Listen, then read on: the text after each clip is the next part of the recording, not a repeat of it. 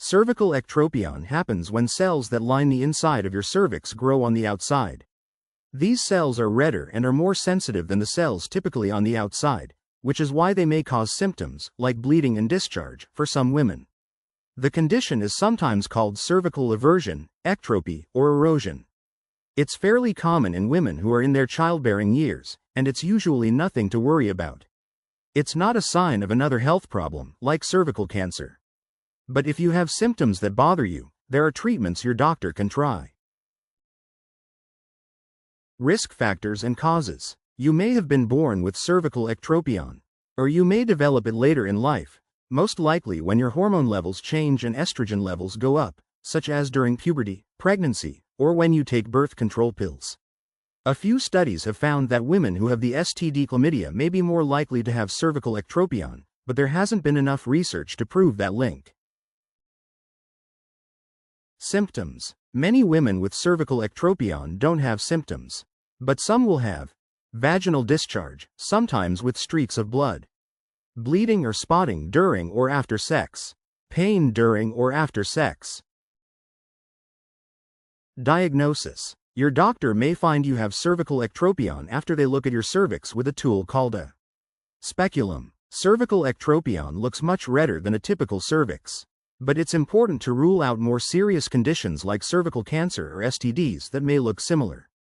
Your doctor may want to do a pap test and check for infections with a swab. They may use a tool with a bright light, called a colposcope, so they can see your cervix better.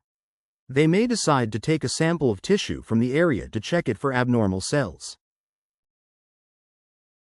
Treatments. Most women don't need any treatment for cervical ectropion. If you have symptoms that started during pregnancy, they should go away 3 to 6 months after you have your baby. If you think birth control pills are causing your symptoms, you can change to another form of birth control to see if that helps. But if symptoms bother you and you want treatment, your doctor can use a few different approaches. Diathermy. Your doctor uses a small tool to apply high heat to the cells causing your symptoms, which burns and seals them off. You'll probably get medicine to numb the area first. Cryotherapy, also called cryosurgery. A doctor uses a probe to freeze the cells on the cervix and stop your symptoms. You'll be awake during the procedure and probably won't need any pain medicine. Research has found this procedure works well for women with a lot of discharge from cervical ectropion.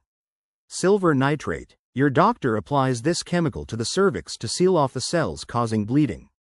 You probably won't need any numbing medicine beforehand. After any of these treatments, you may feel some mild pain like period cramps and have some light bleeding or discharge.